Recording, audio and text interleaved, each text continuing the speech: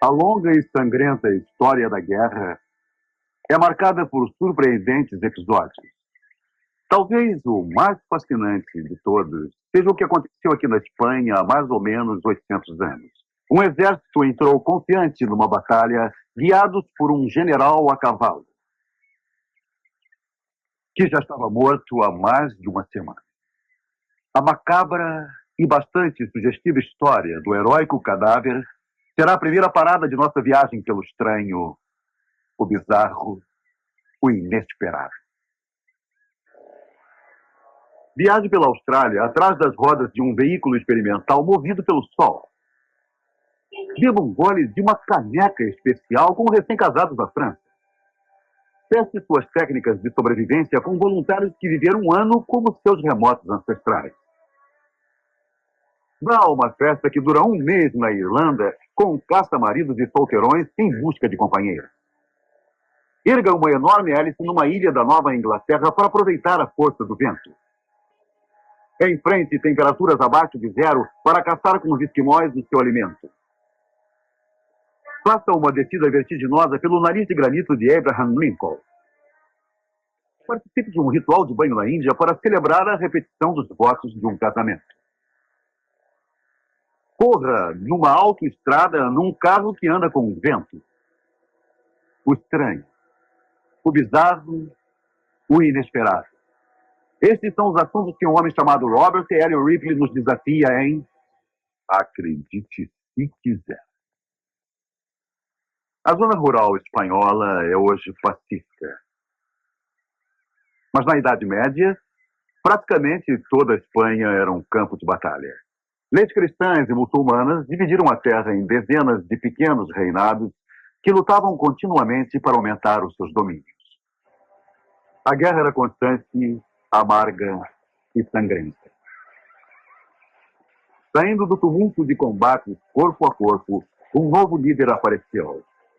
Seu nome e sua memória são ainda cultivados.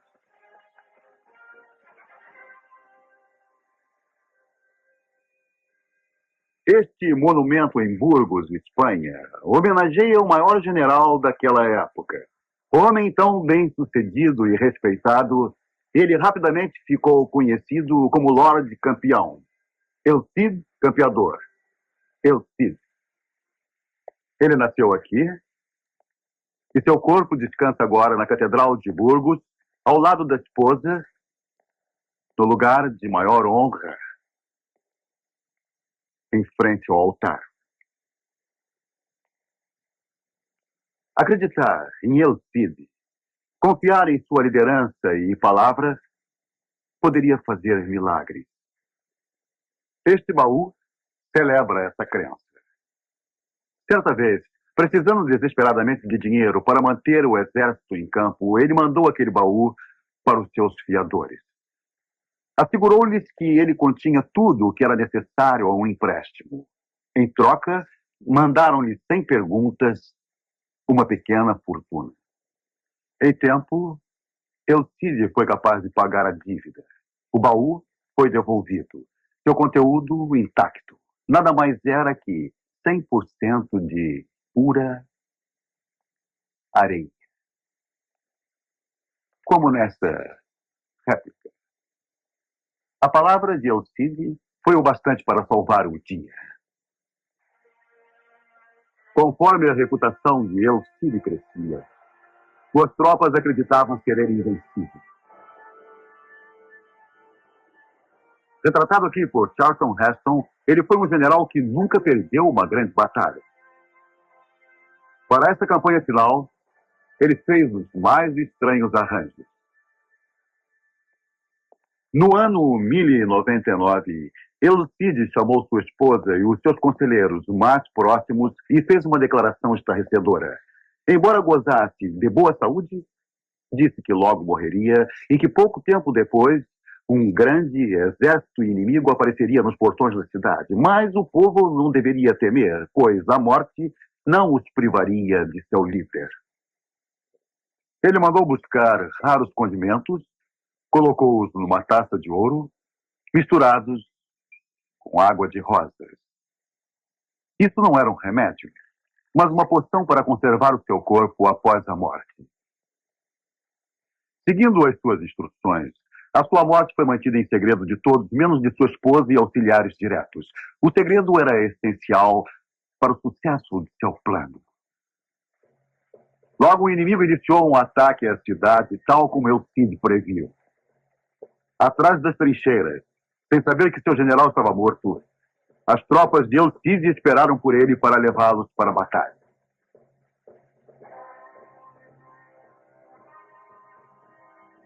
Segurando uma bandeira em sua mão sem vida, Elcide venceria a morte para chegar a uma vitória final. Montado em seu bem treinado cavalo de guerra, o corpo de Elcide inspirava coragem e confiança em seu exército e difundia o medo nos corações de seus inimigos. Não porque estivesse morto, mas porque os dois lados acreditavam que estava vivo.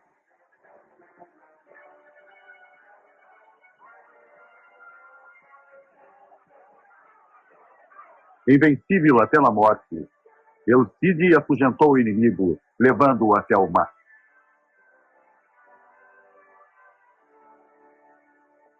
A vitória de Elcide naquele dia, uma das mais bizarras em toda a história militar, foi sublime e completa.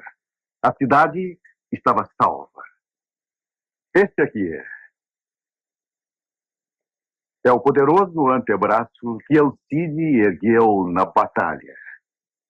Está preservado no escritório do prefeito de Burgos, em homenagem ao dia em que um general esmagou os seus inimigos e salvou o seu povo.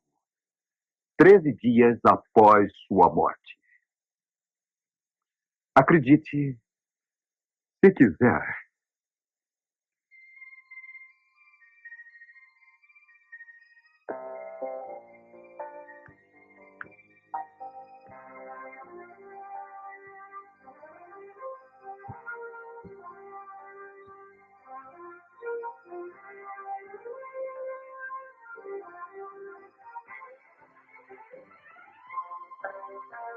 Acredite se quiser.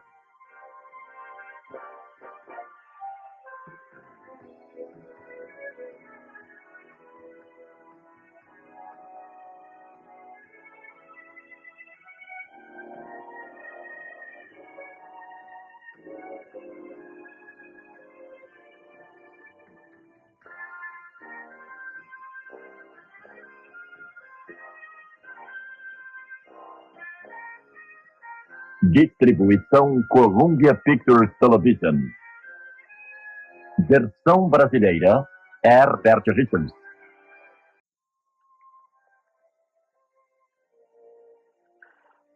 Bem aqui em Stallion Springs, Califórnia, quando tudo era desabitado, um homem tinha que aprender como cuidar de si mesmo. Às vezes com um pouco mais do que suas mãos, mas era o que bastava.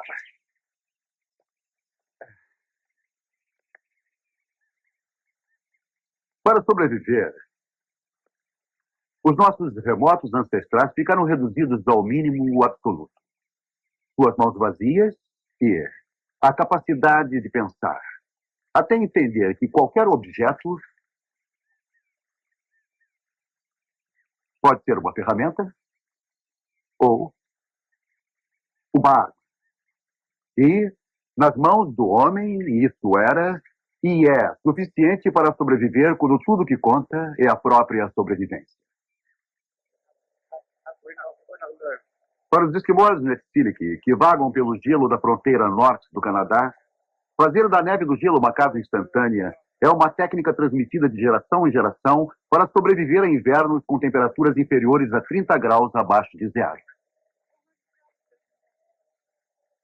Para alimentar suas famílias, os Netsilics dependem de suas habilidades como caçadores.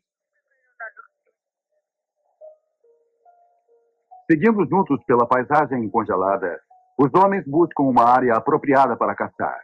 Então, acompanhados apenas por seus cães, eles seguem sozinhos.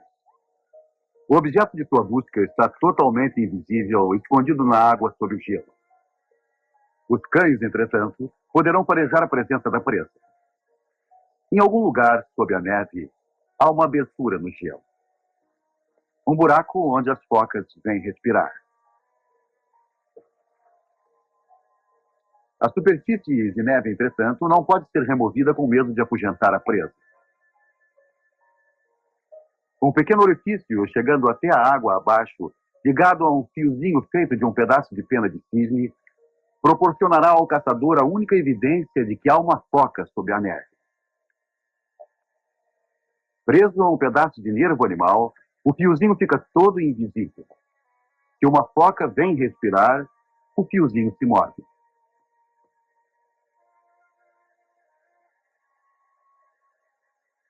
Então, o caçador arremessa a ponta farpada de sua lança em sua presa escondida.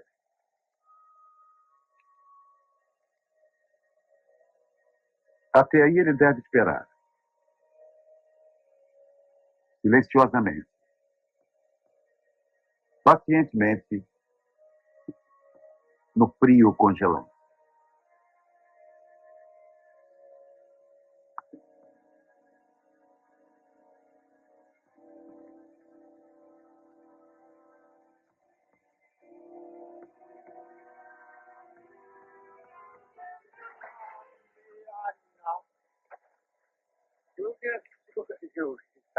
A presa é fisgada.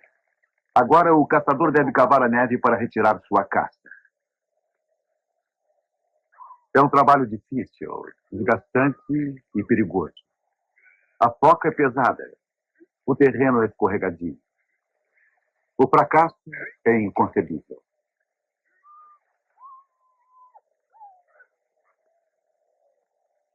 Logo, outros caçadores menos afortunados chegam para repartir o prêmio. Embora a maior parte da foca siga para o vilarejo, para os caçadores, a gordura quente e os órgãos internos são um banquete imediato.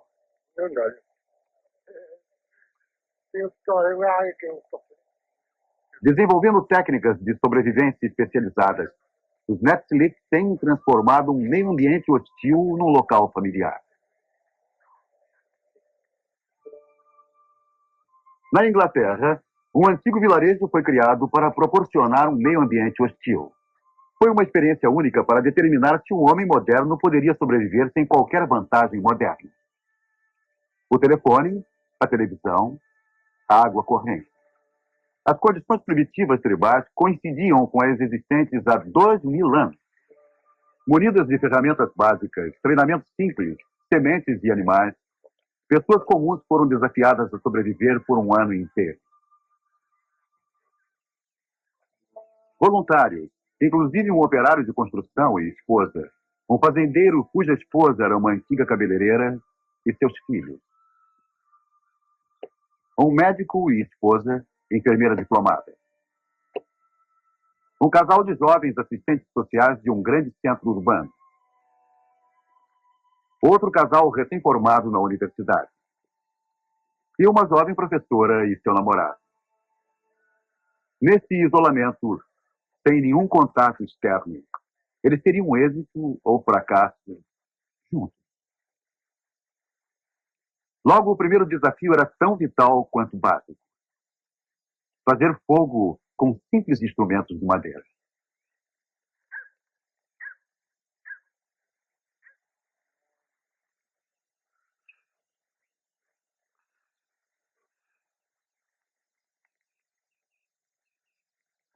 Ótimo. Já começou. Excelente. Com a habilidade de fazer e controlar o fogo, eles estavam aptos a passar ao próximo estágio do desenvolvimento primitivo. Tal como seus ancestrais devem ter feito há cerca de 2000 anos antes deles, eles criaram uma fornalha grosseira. Colocaram minério de ferro e deixaram o fogo aceso com um fluxo constante de ar bombeado por um fole feito de pele de cabra. Todo o processo de fusão leva um bom tempo. Temos que acionar o fole cerca de 5 horas, e isso é muita coisa. Assim, nós o fazemos em turnos de cerca de meia hora a 45 minutos cada. Para manter as fornalhas o mais quente possível, o fole tinha que ser acionado continuamente. Caso contrário, o minério não fundiria. Usando ferramentas similares, o homem antigo aproveitava o poder do fogo e com o mesmo resultado. Esse tijolo provavelmente quebrará quando levantarmos. De uma incandescência como esta, a idade do ferro nasceu. Para os primitivos modernos, a criação e modelagem do metal foi uma admirável conquista. Nós fizemos algumas ferramentas, fizemos algumas facas. Essa aqui, por exemplo. É quase um trabalho perfeito. Acho que poderíamos fazer o que precisamos.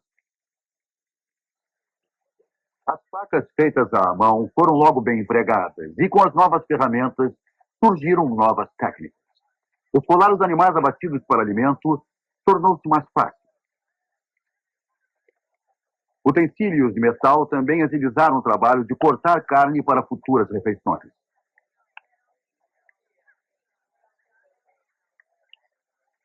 Para guardar carnes por períodos mais longos, aprenderam a usar sal como conservador.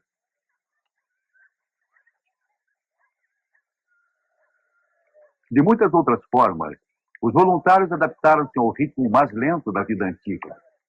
As roupas eram fervidas usando pedras quentes.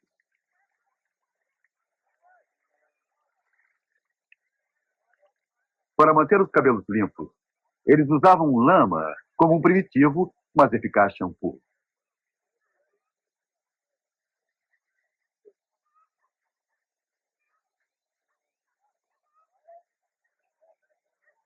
Para cortar o cabelo, os homens ficavam à mercê da rústica lâmina da barbeira residente. Devagar, devagar. Em outras áreas da higiene pessoal, eles simplesmente usavam o que tinham à mão. Para eles, um galinho virava uma escova de dente.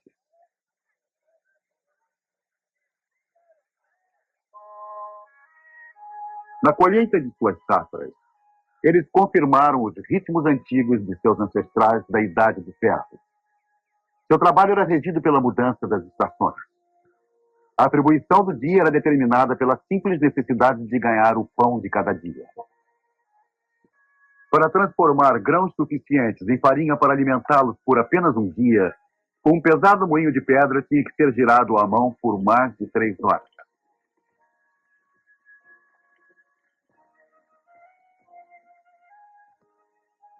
O pão, feito da farinha moída, dava uma satisfação dupla.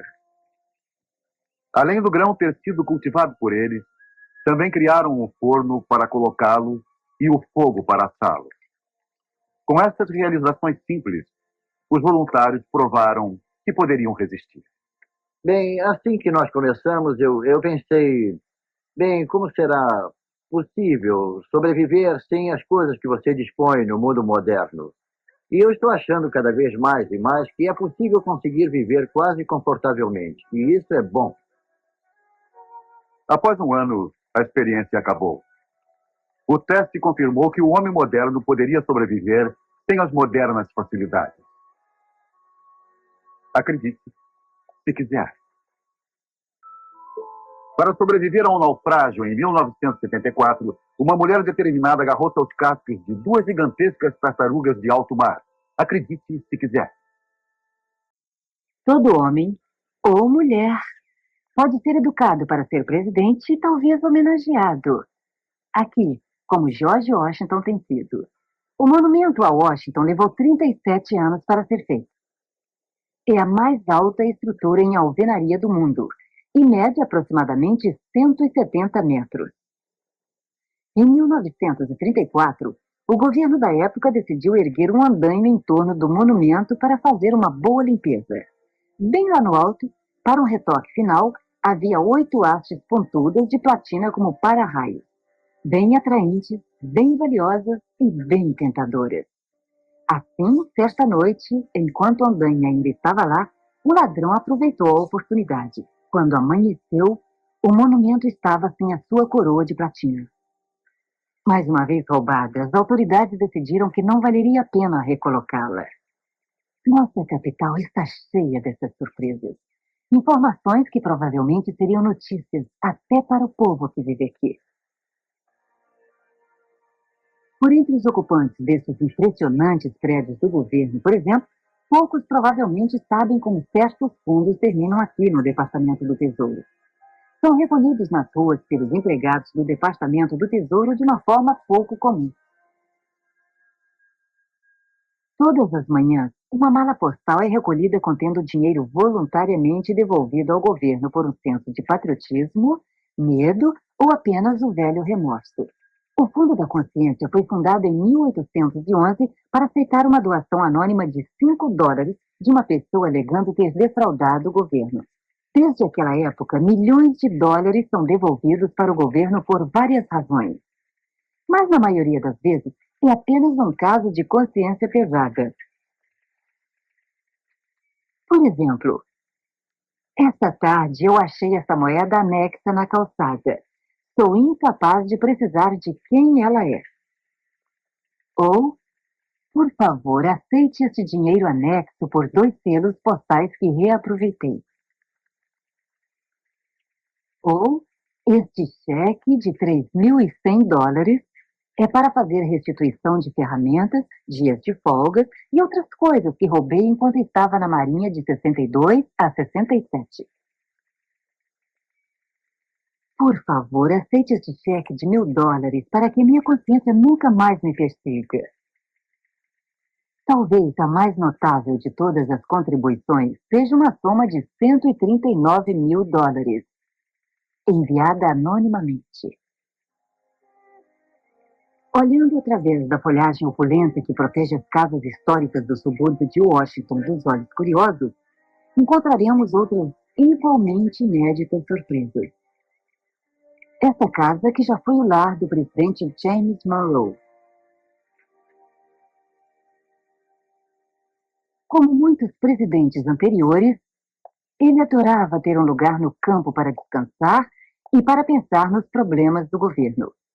Nesta sala, ele desenvolveu a doutrina Monroe, mas quando o presidente Monroe estava supervisionando a construção desta casa, ele não sabia de uma coisa que colocaria a política em sua própria perspectiva.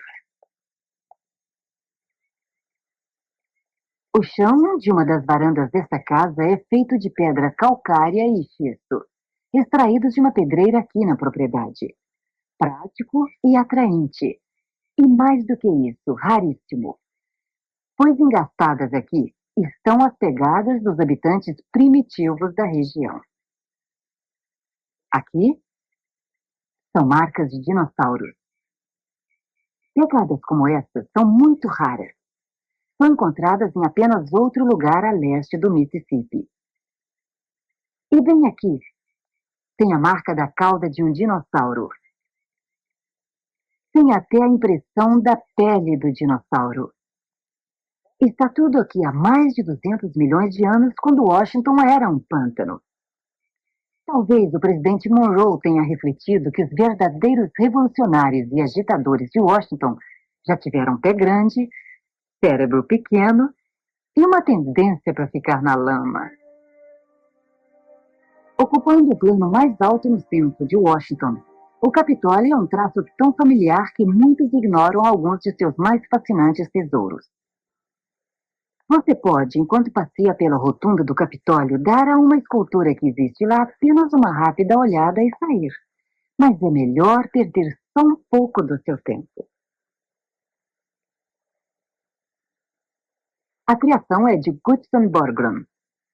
Ela foi deixada para a nação em 1908. Borglum, filho de pioneiros dinamarqueses, nasceu em Idaho e era obcecado em criar esculturas maciças das principais figuras da história americana.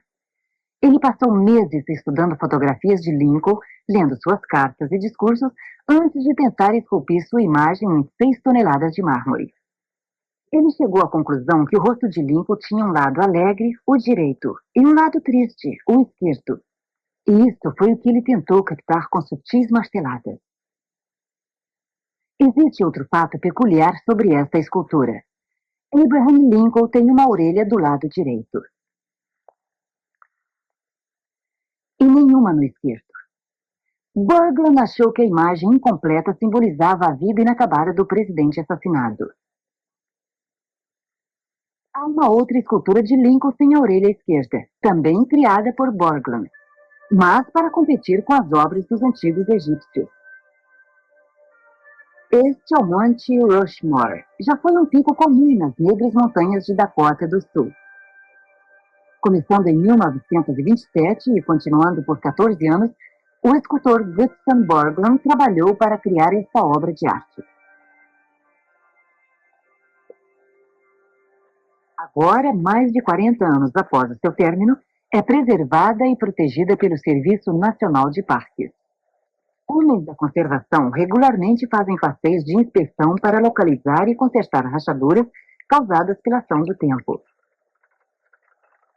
Todos os anos, eles descem os íngremes semblantes de Lincoln, Washington, Jefferson e Teddy Roosevelt.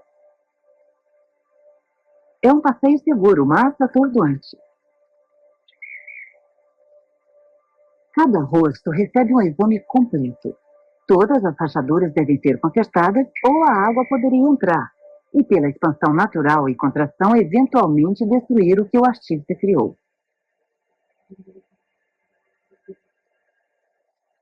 Uma mistura de óleo de linhaça, alvaiade e granito em pó. É a mesma pasta usada pelo artista.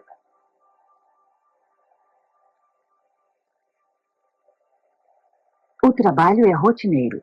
O resultado, no entanto, salienta a esperança do artista expressa antes do trabalho começar. Eu rogo, disse ele, para que estas esculturas resistam até que o vento e a chuva possam sozinhos destruí-los.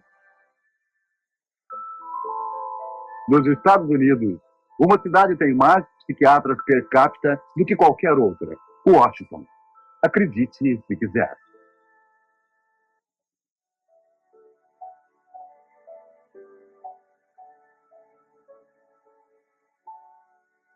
Existe uma canção popular muito conhecida chamada O Que Eu Fiz por Amor. E, sem dúvida, enquanto sob a influência de uma das mais intoxicantes forças da Terra, nós podemos fazer quase tudo, desde enviar flores e bombons até construir o Taj Mahal. Mas estes gestos extravagantes do coração parecem insignificantes quando comparados à devoção de um noivo que verdadeiramente deu de si mesmo. Em Yokohama, Japão, em 1885, um artista de talento chamado Hananuma Masakishi soube que estava sofrendo de uma doença incurável. Sabendo que ele jamais poderia se casar com a mulher que amava, ele criou esta imagem surpreendente para que ela tivesse uma coisa para se lembrar. A estátua é composta de 2.000 pedaços separados de madeira, habilidosamente reunidos sem o uso de um único prego. Ele criou essa incrível obra usando espelhos ajustáveis para se ver em todos os ângulos possíveis. A tarefa não era apenas um ato de sublime adoração, mas também uma provação dolorosa, pois o cabelo era o do próprio Masakishi, tirado de seu corpo fio por fio e implantados meticulosamente em minúsculos buracos.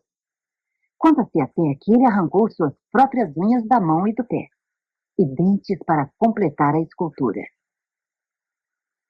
Estava Masakishi totalmente louco para criar este presente para a mulher que adorava, ou apenas sem esperanças no amor? Considerando nossos atos para conseguir os objetos de nossa afeição, às vezes fica difícil dizer a diferença. Na Irlanda rural, o que certas pessoas fazem por amor é participar do Festival dos Solteirões, que a cada ano aumenta a população de Lincoln Warner de 500 para quase 20.000. No mês de setembro, uma tradição casamenteira de 100 anos é revivida. As atividades sociais são realmente contínuas.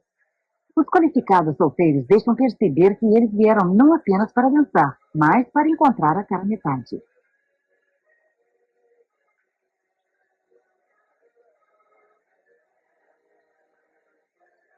Eles não fazem segredo de suas intenções. Estamos procurando um marido.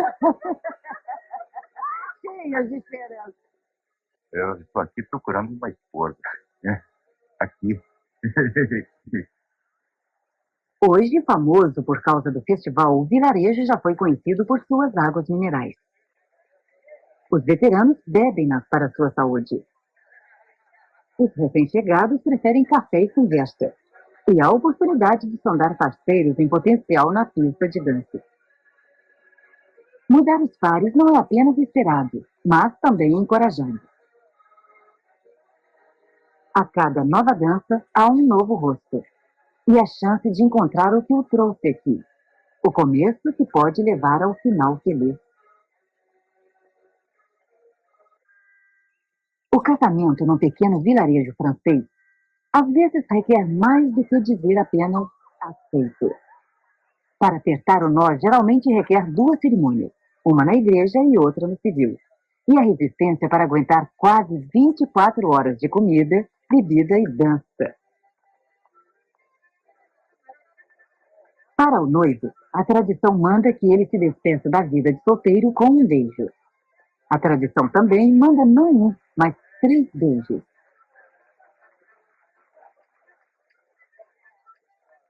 Um costume parecido diz respeito à noiva. Ela, no entanto, tem dificuldade em manter o limite em 3.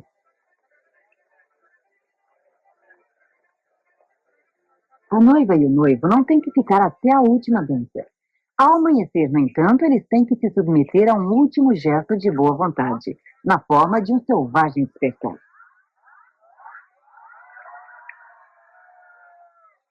Como forma de lhes desejar boa sorte, um urinol está cheio de uma poção de aspecto repugnante. Entre outras coisas, ela contém uma mistura de chocolate e champanhe.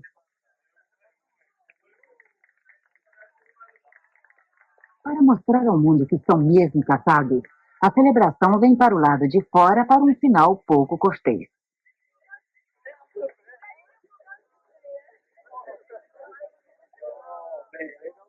A maratona acabou e o casamento está para começar.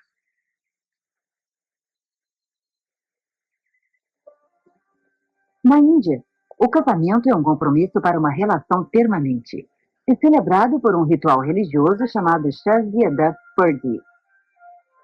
Para um homem casado em seu 60º aniversário, a cerimônia abençoa a confirmação de seus votos de casamento para sua esposa. A ocasião requer orações de ação de graças. O simbólico passar do fogo é uma forma dos filhos do casal homenagearem o seu Deus, que é padroeiro da vida longa.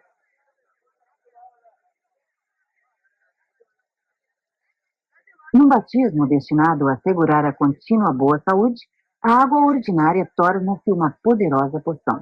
Existe a fervorosa crença de que a água tocada pelo ouro pode lavar as doenças do corpo. Há apenas um pequeno pedaço de ouro no vaso, mas é o suficiente para abençoar as intenções daqueles que participam do ritual.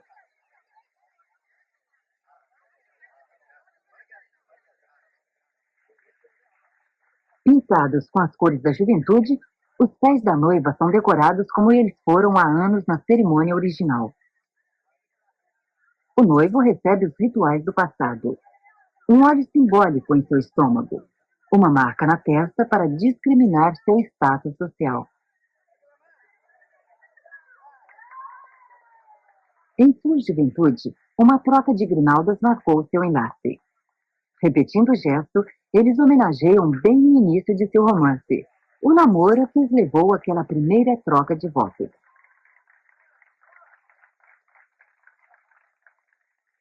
Há mais de 25 anos, uma linha simples, porém sagrada, selou seu casamento. Ela ainda usa a original, presa com segurança em seu pescoço como uma lembrança singela daqueles votos da juventude. Agora será ligada a outra, dessa vez enfeitada com pedras e da mesma forma amarrada. O nó. É um símbolo de casamento em quase todos os países, em quase todas as culturas do mundo.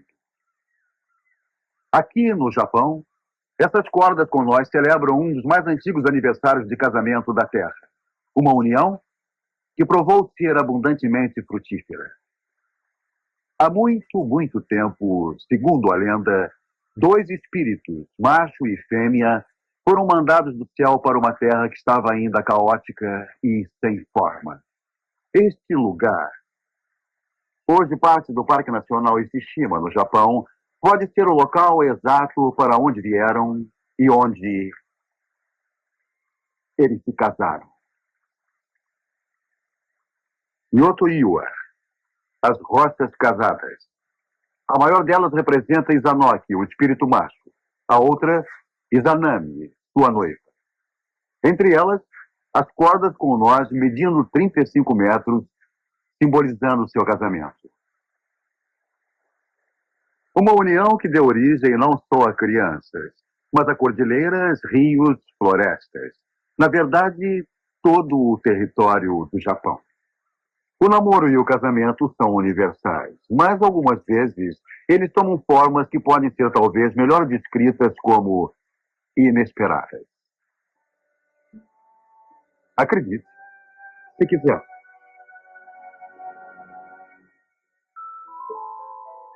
Nos casamentos em Bornéu, uma caveira humana certa vez fez parte da cerimônia para simbolizar que o amor sobrevivia à morte. Acredite, se quiser. A parte despovoada das montanhas de Hatshepsut, na Califórnia, é muito acidentada para a vasta agricultura. O solo é pobre, a terra rochosa, as chuvas esparsas e ainda. Este é o lado de um tipo de fazenda fora do comum. Sua colheita é invisível, mas tão preciosa que vale potencialmente milhões de dólares. Esta é uma fazenda de vento. E estas lâminas, girando, são destinadas a literalmente captar a energia do vento. Embora a tecnologia seja altamente sofisticada, o conceito é simples demais. Uma boa brisa densa desce pela montanha e gira as hélices como estas, que estão ligadas às turbinas que geram eletricidade. Vento. Uma antiga solução para um problema moderno.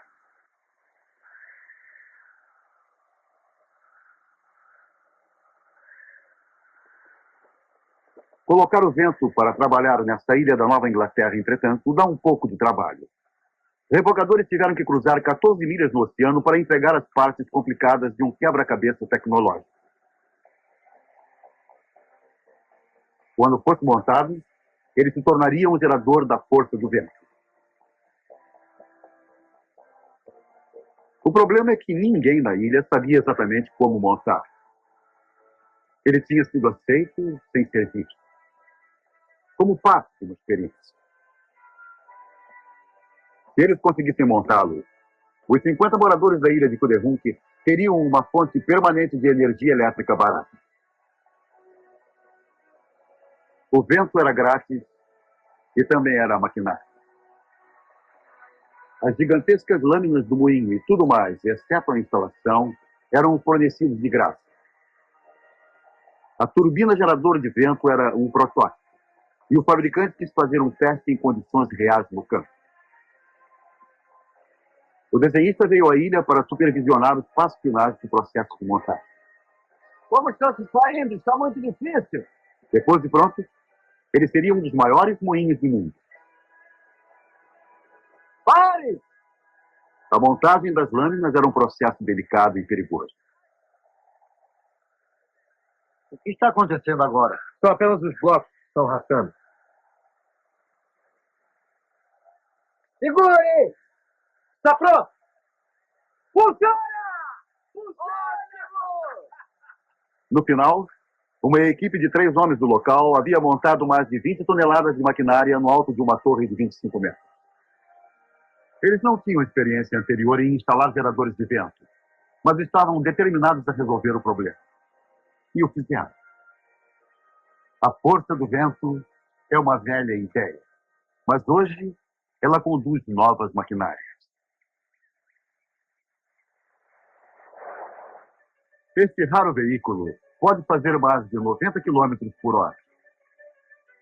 É impulsionado pelo vento. O arco em cima é uma vela. Foi fabricado aqui em Ann Arbor, Michigan, por James L. Appleton. Como engenheiro aeronáutico, eu quis aplicar o que sabemos sobre aeronáutica neste veículo de autoestrada. Essencialmente é um carro elétrico Mas também tem esta grande vela permitindo que o vento o empurre em condições favoráveis. Conforme vai navegando, um gerador recarrega as baterias que movem o veículo quando o vento cessa. Uma calmaria no vento, entretanto, não é problema na Austrália. Aqui é o Sol que fornece energia para um outro veículo experimental. Para provar a praticidade da energia solar, um grupo de aventureiros e engenheiros australianos desenhou um veículo super leve, tampou com um painel de 720 células coletoras de sol e partiu para atravessar o continente australiano.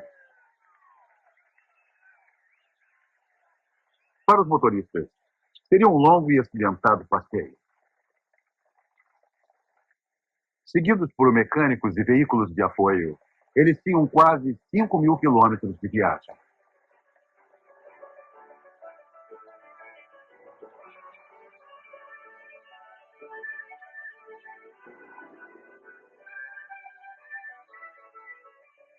Mantendo uma velocidade média de 30 km por hora, mesmo com ocasionais defeitos, a equipe esperava fazer a travessia em menos de 4 semanas.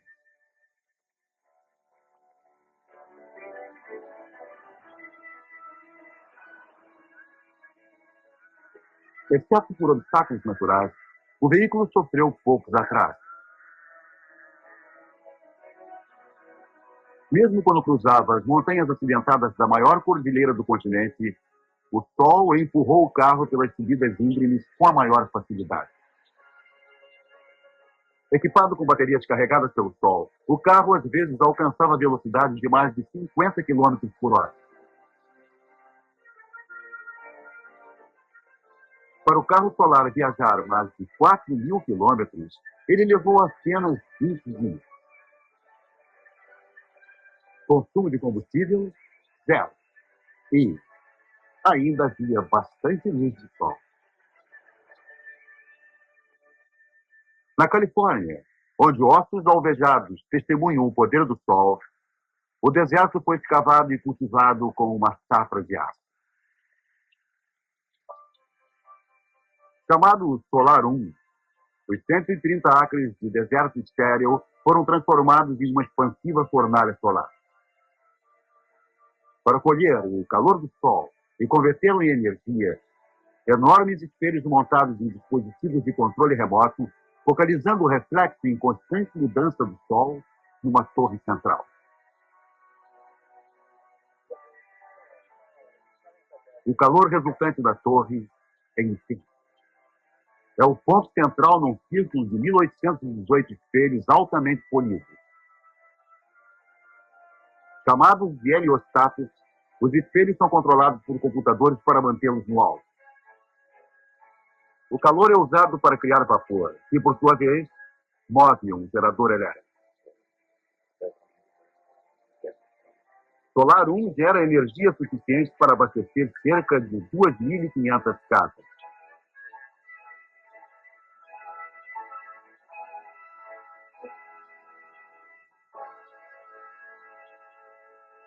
Luz solar. Pode lhe dar mais que bronzeado. Um painel solar em miniatura como este é como ter um cabo de extensão preso ao sol, que você pode levar com você para onde você for. Os brinquedos ficam se movendo enquanto tiver luz do sol sobre eles. E os inventores estão trabalhando em várias formas de usar a energia disponível em qualquer lugar sob o sol. Esta calculadora opera totalmente com energia solar, sem pilhas. E a pequena célula solar nesse relógio deixa o sol recarregar a bateria. Algumas invenções são um pouco raras. Essa viseira, por exemplo, tem um duplo objetivo. Um painel solar está aqui, para abastecer o rádio. E quando você a coloca, mantém o sol longe do seu nariz. E põe música em seus ouvidos. Luz solar. A única fonte de energia do mundo que nunca se esgota. Acredite, se quiser. Suponha que eu apostasse com você que eu poderia pegar esta tira simples de papel e cortá-la em uma contínua linha reta que terminaria em 2 círculos separados, ligados apenas como argolas numa corrente. E você diria que é possível ou impossível? Vamos descobrir primeiro. Faça um círculo. Tá? Não como esse, mas como esse. Com uma meia torcida. Um único círculo ligado com fita adesiva. Agora, faça um corte inicial e prossiga em toda a volta em um corte contínuo. Vai levar mais tempo do que pensa, porque você não vai terminar onde começou, e não na primeira volta. Você tem que ir 2 vezes, ainda em linha reta, para voltar onde você começou. Um só corte contínuo, mas 2 círculos separados. Agora, possível ou impossível?